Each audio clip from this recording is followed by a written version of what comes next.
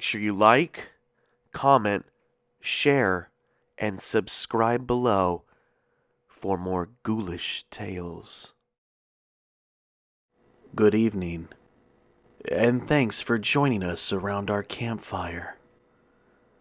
Tonight's tales are extreme cryptid encounters, such as Dogman, Werewolfs, Gargoyles, Black-Eyed Kids, and the Rockman.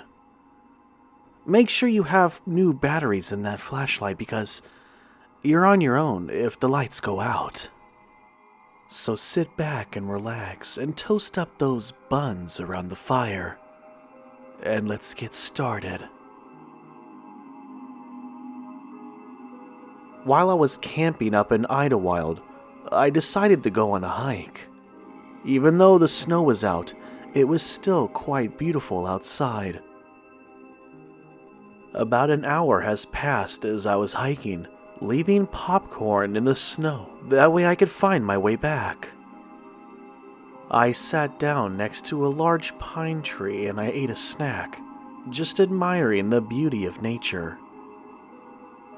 And all of a sudden, 4 large wolves came charging at me out of nowhere.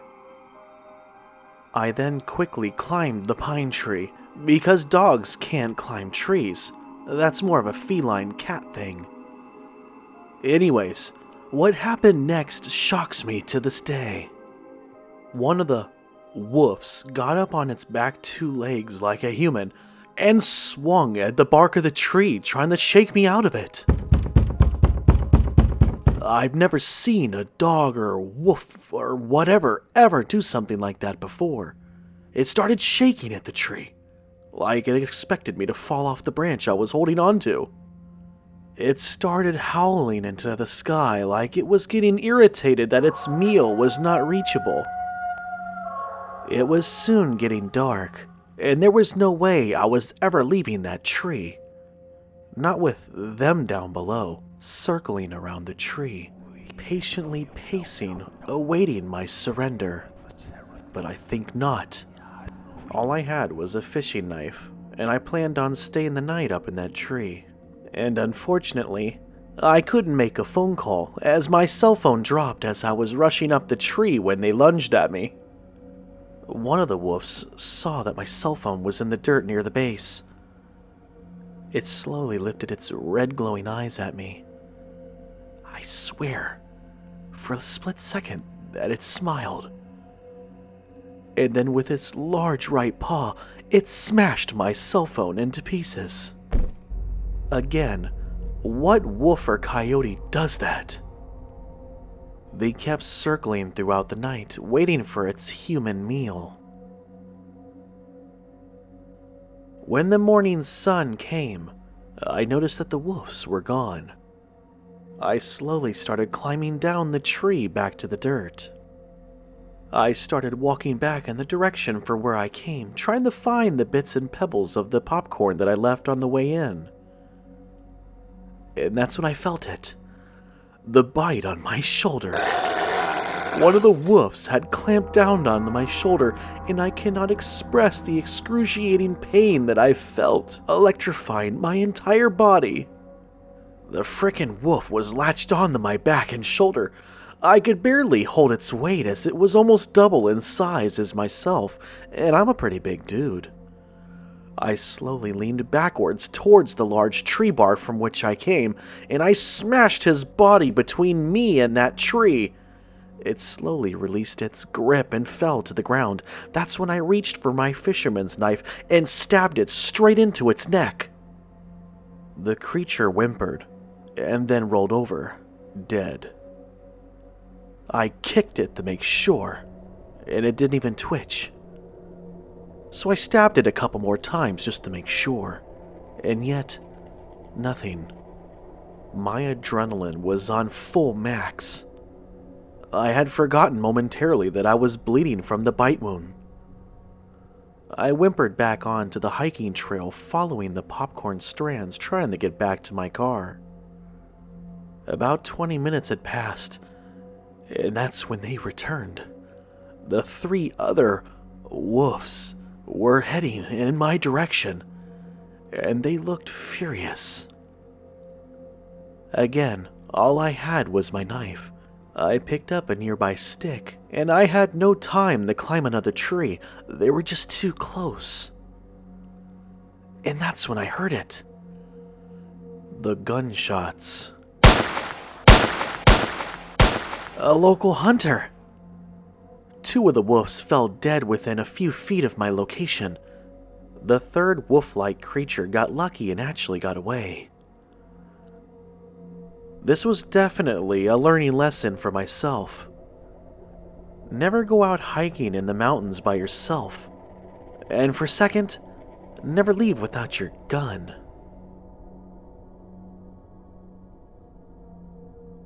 While in Idaho, hunting for deer or maybe some elk, my brother and I had made camp close to a running stream. The water was ice cold as it was coming off of a snow-capped mountain nearby.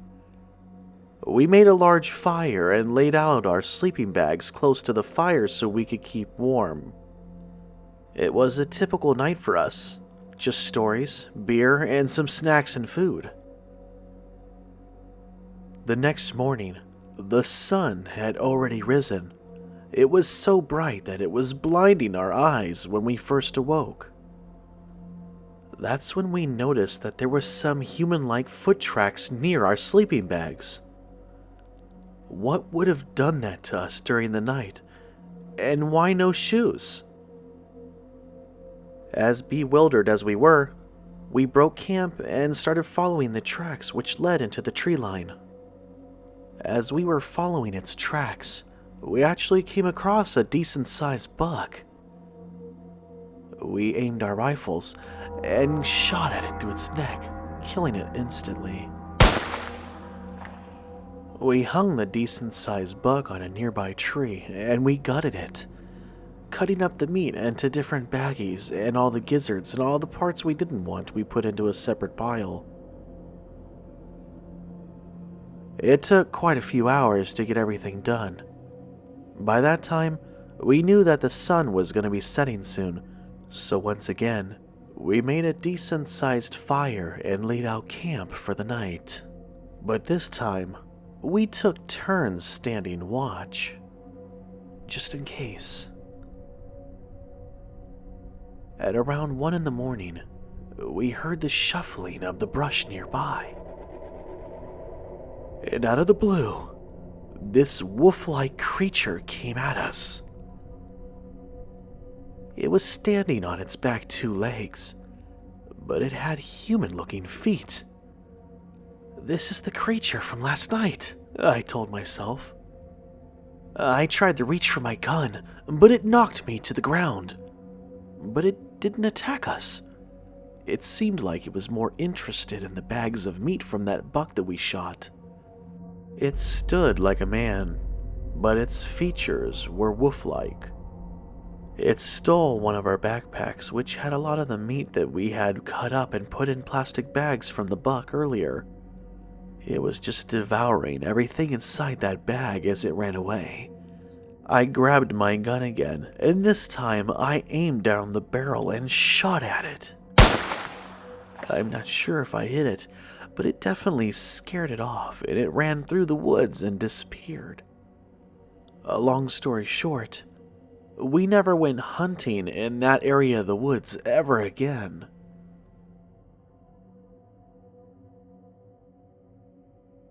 While traveling through the high Sierras, there's small towns located nearby, like Mount Whitney, Pine Valley, Big Pine, and Bishop. They're wonderful and very touristic, beautiful locations. In the outskirts, heading towards the direction of Nevada, there are some abandoned mines. Miners used to go there, mining for gold and silver, of course. They were no mechanics, so occasionally you would come across an old car just left there, abandoned over the years, all rusted up. Because if something happened to their vehicles, they didn't waste the time trying to fix it. They would just walk back to town and buy another car to get back to the mines. One day, My buddy and I felt a little adventurous and wanted to go into one of these caves, which you could call them mines. It makes no difference to me. When we finally approached one of these mines, you could smell the faint scent of urine. We also saw some type of wolf or dog feces all over the area as well. Typical. I mean, we're in the mountains, so it's to be expected, but this was more than usual in one area. All we had was a flashlight, so we were just casually walking inside, checking out the different colors along the walls, the sparkles, and the weird writings that we saw, and occasional graffiti. Eventually, we started going a little deeper than we intended to. And that's when we saw it. The large gray wolf right in front of us. It had glowing amber eyes, and it was a dark grayish charcoal color. It quickly rushed at my friend Richard, trying to bite at his neck, but luckily he put his hand in the way. As the wolf was attacking my friend, I grabbed the nearest rock nearby and started smashing its skull. I faintly heard the word, "Stop!" After a couple more blows to the head, the wolf released its jaws from my hand's palm and quickly darted deeper into the cave mine. Luckily, my friend had a bandana in his back pocket, so we wrapped it around his palm and tightened it for the circulation to help stop the bleeding. We slowly tiptoed our way back out of that cave, back down to our vehicle at the bottom of the hill. We drove to the nearest ER that we found on Google Maps, as we weren't from that neck of the woods. We were just visiting. He ended up getting over 15 stitches in his palm and arm. He got lucky, the doctor said. It could have been a lot worse. As we were in the emergency room talking, I mentioned what I had heard to my friend, asking him why he asked me to stop hitting the wolf that was attacking him. And that's when he looked at me dumbfounded and said, "I never told you to stop anything."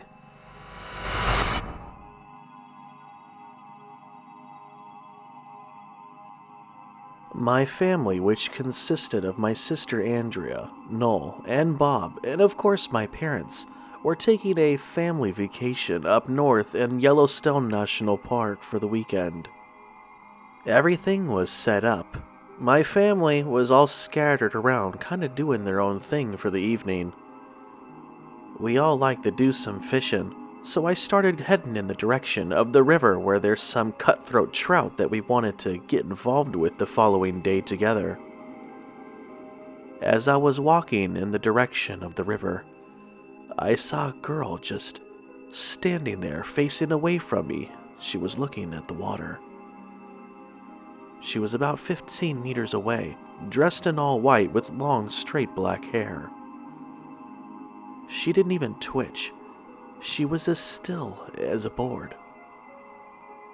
She must have noticed me coming up upon her.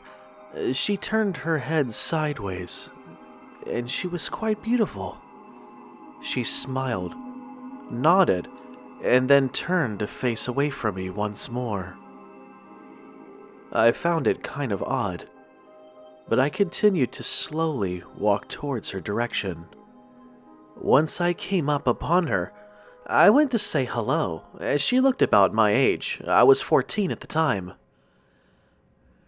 Her body figure started twitching and shaking, almost like she was having some kind of a convulsion, but then I noticed that her height started to change as well. Her whole build was shifting.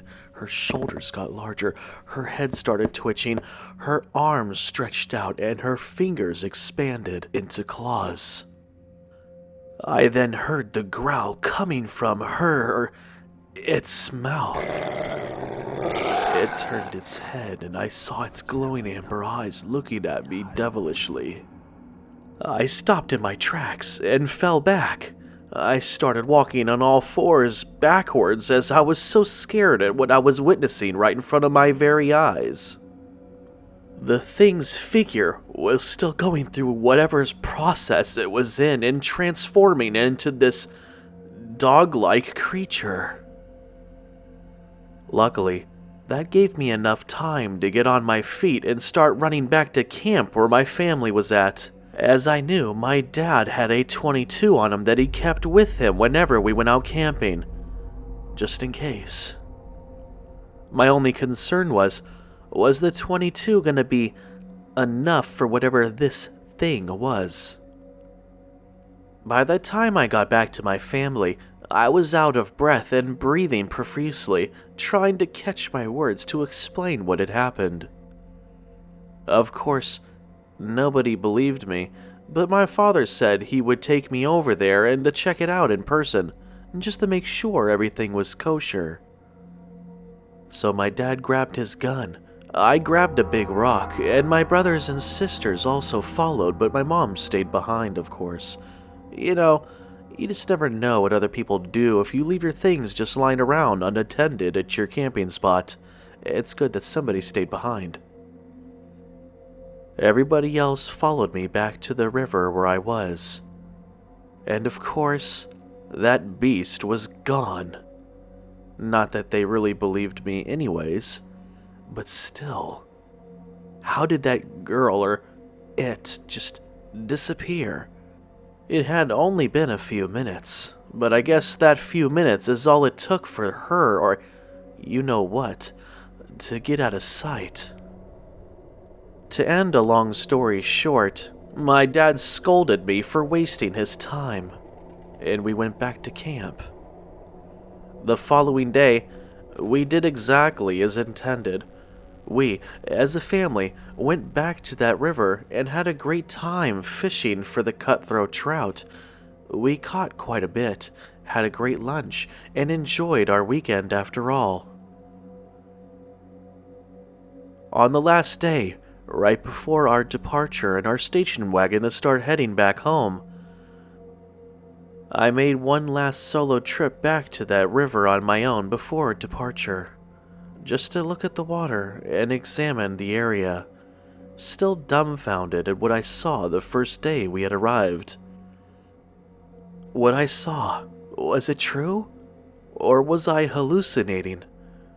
Or did I just see something that I wanted to see? So I sat there by the water, examining my surroundings and admiring the beauty surrounding me. When I looked across the water into the tree line, that's when I saw her. That girl, just staring at me from the brush. Her eyes were still the bright amber color from before.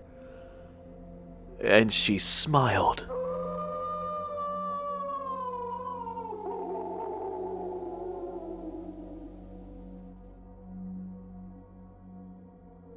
I am what you call an old-timer.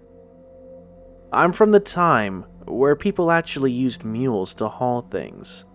Yes, like if you were too poor for a vehicle, that's what you did in Mexico.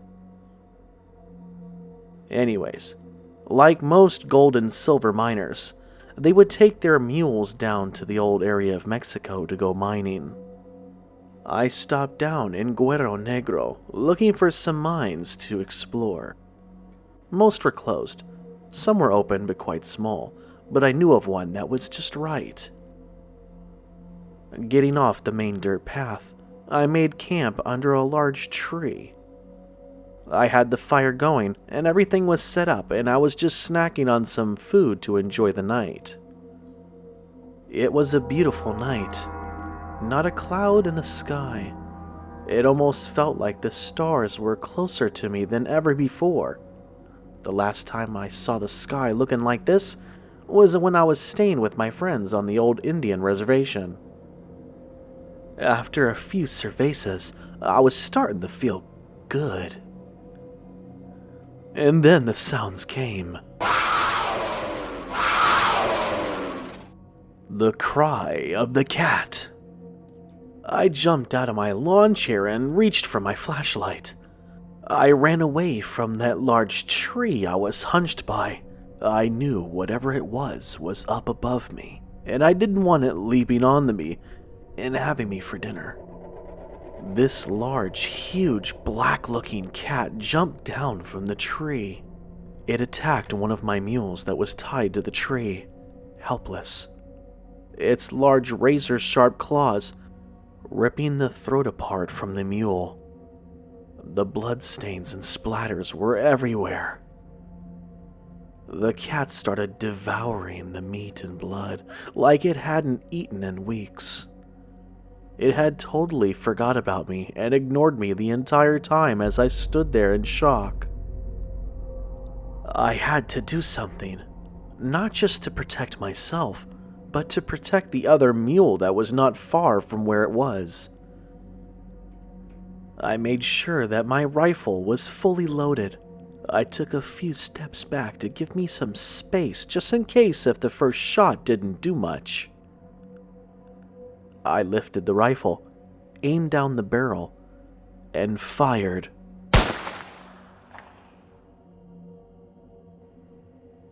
That seemed to only make it more upset. It did stagger and make a cry, but it looked like I made it more mad than I hurt it. It turned its head and body in my direction and started charging towards me. This giant cat started hopping up on its back feline legs and leaping towards me like a human being. I've never seen anything like it. It's almost like it was part human. I shot 2 more times, and the last shot, it fell to the ground. I was still scared, truly petrified at what I had seen before I laid that beast to rest. I slowly approached the limping body. I could tell it was still trying to fight to survive. I aimed the barrel towards the temple of this feline and pulled the trigger. The beast stopped moving. Then, right in front of my face, the cat started shape-shifting. It went from a giant black-looking panther into a naked, curled human female. I couldn't believe what I was seeing. This was some sort of a shapeshifter or something. It was really a woman. But before, all I saw was the cat.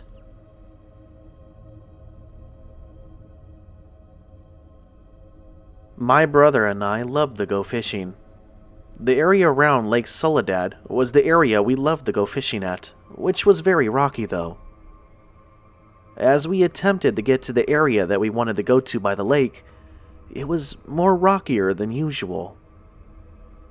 As we grabbed around the rocks, they seemed to move. At first, I thought maybe it was a mini earthquake or something, or maybe I had just lost my balance or something on the staggered hill we were trying to climb around the lake. We eventually got to the area we wanted to be, and we set up camp. It was around 2 blocks away from where we initially parked our truck. We eventually had all our camping stuff out at the edge of the water. We got our lawn chairs out and our fishing gear all set up. At this time, we had the little fire pit going as the sun was starting to set. It was just me and my brother Bob, just enjoying the evening together. There was no cell phone service, as we were kinda out there, but that's what we loved about it. We left all that technology and nonsense behind, and just enjoyed each other's company in the nature. All of a sudden, we started feeling the ground shaking around us. We could feel the vibrations of all the little micro rocks around us vibrating. We thought it was an earthquake, and a big one too. But it only seemed like the shaking was coming from our area, as we were freaking out and looking around, but it looked like only our area was the actual area that was shaking, not anywhere else. We started staggering around, trying to figure out what the heck was going on. All of a sudden, we started seeing this smoke coming from the ground of rocks. It almost felt like steam. I could feel the heat from the surface of the ground, and it was hot. Too hot. We started backing up from its current location where the mist was coming from. The ground started to crack open. As the ground was opening, we could see this reddish glow coming from underground. And that's when we saw it. I swear you not, this Rockman creature was lifting itself out from underground. Mind you, the ground was still shaking like an earthquake as this was happening. We could barely keep our balance. I was so petrified, and I think my brother was too. We had no weapons on us other than a fisherman's knife. I mean, that's what we came there for. We were just backing up in fright, not knowing what to do. We weren't even thinking about the car. I mean, honestly, we were so shocked at what we were seeing and right in front of us. This beast of a Rockman opened its bright red mouth and eyes and screamed at us. This big boulder creature was at least 7 feet tall. It had the stature of a man, but it was made of pure stone. It started walking towards us. For our benefit, it moved quite slow, probably due to the weight of the beast. We left our gear and we hightailed it back to the vehicle. We got inside, backed out of the parking area, and got the heck out of there. I don't know what stirred the beast. I don't know what we did to make it upset, whatever it was. Did we do something wrong? Were we on sacred land? Was the land cursed? I have no idea. All I know is we never went back to that lake ever again.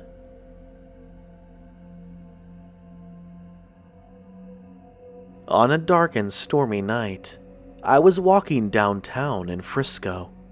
I was passing by the old library building. This building was ancient. And mind you, it also had rumors that it was haunted too, but who believes in all that mumbo-jumbo? The building was quite creepy enough from the outside, thank you very much. Especially with those 2 creepy-looking gargoyles hanging out front the ledges on the main entrance wall. I was just staring at them. I'm not sure why I had stopped in front of the building staring at the stoned beasts, but I did. I was just sitting there in the cold rain. Lightning lit up the sky, and that's when it happened. The gargoyles had disappeared from their posts. I looked around in the sky and saw nothing. All I heard was the crashing of pebbles hitting the ground from the side wall. I walked a few more feet around the building, just curious what the heck was going on. Was I delusional? Or did I really see the 2 stone beasts just disappear right in front of me? That's when I heard the roaring coming from the sky. I couldn't figure out what direction the sounds were coming from. It sounded like it was coming from all around me. That gives me shivers down my spine till this day just thinking about what had happened. I started freaking out, looking all around me in the sky. It was pitch black out. There was only one street light on the edge of the road, and that was a good 30 feet from my location. I started spinning around in circles, trying to figure out my surroundings and what the heck was going on. Am I in some sort of danger? Or was I just psyching myself out and really nothing was actually happening? I was starting to feel like I was losing my mind. I walked back around to the front of the library building. I looked up at the ledges at the main entrance, and there they were. The two gargoyles were right where I saw them before. But how can that be? They were gone. I swear they were gone. That's when I noticed the change. When the lightning struck and lit up the night sky once more, I noticed that their stances were totally different from before. Both gargoyles were staring directly at me.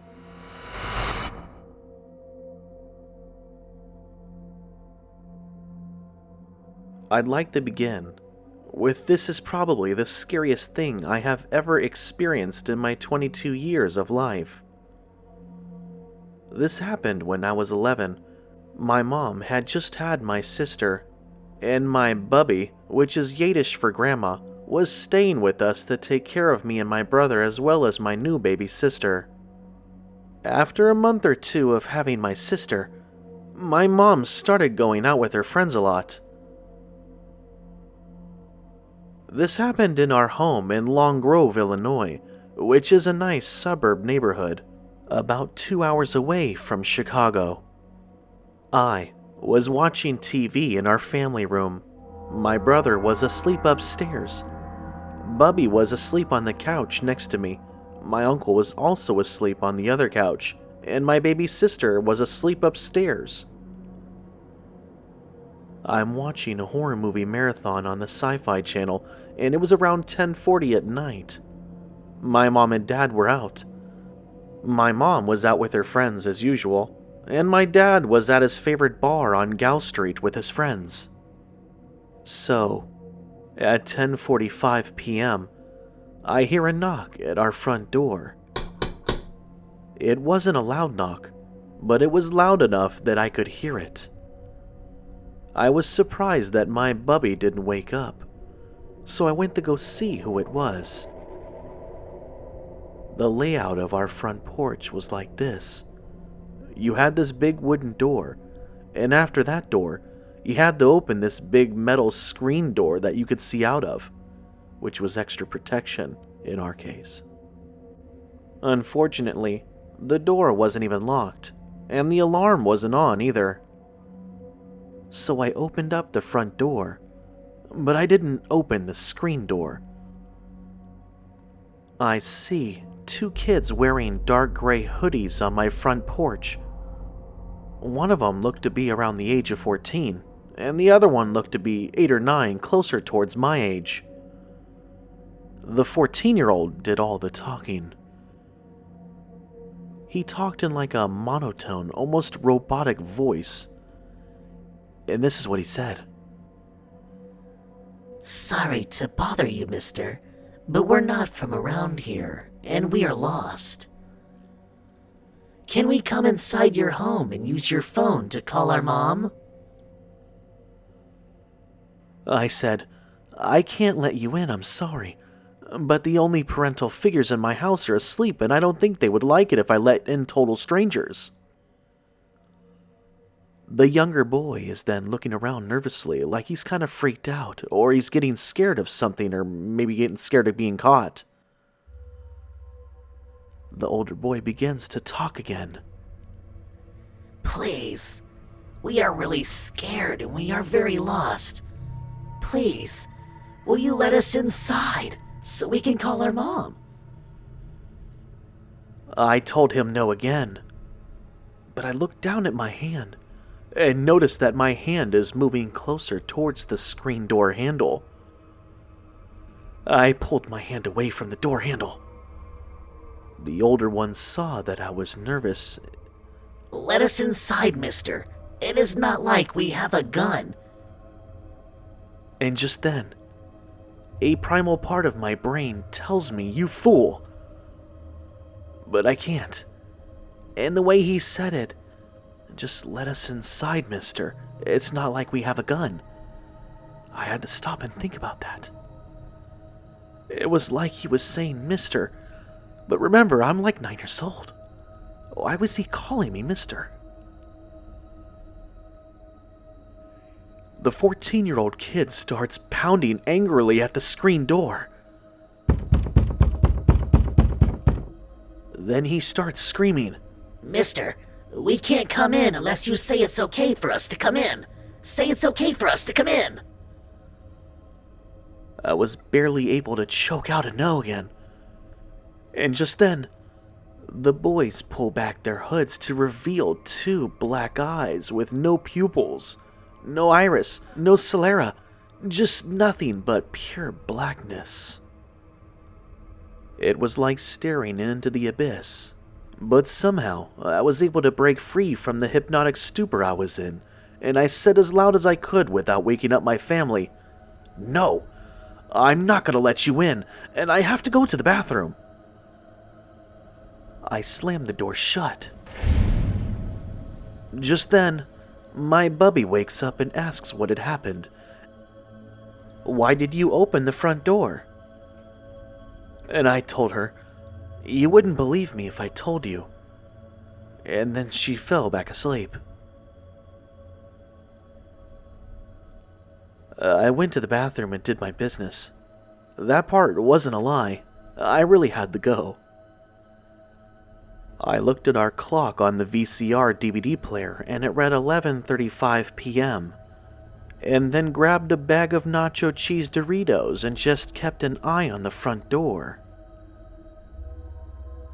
The next day, my friend and next-door neighbor said to me that last night around 11:30, he was up in his room when he saw 2 boys in hoodies walk from our front driveway out to the community mailbox by the street.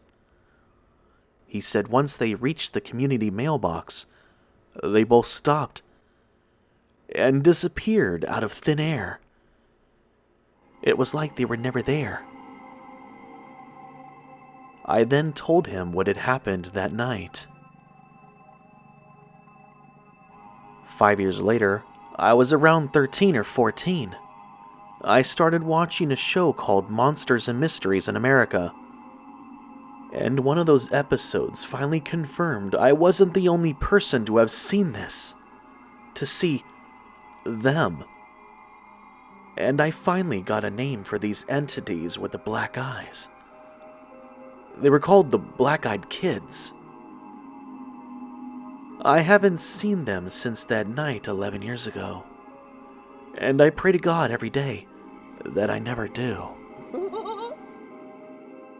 Special shout-outs to the fans: Sandra Rose, Tina Marie Nelson, Jamie Powers, Haley Seacrest, Jor L. Rand, Mr. P, The Farmer, and Whispers TV. A special shout-out to my grandpa and my buddy Josh for helping me out with this video. I hope everyone enjoyed the tales tonight. And I hope I didn't scare you all too much. Make sure you like, comment, and subscribe. Go ahead and click that like button while you're at it. And we will see you next time.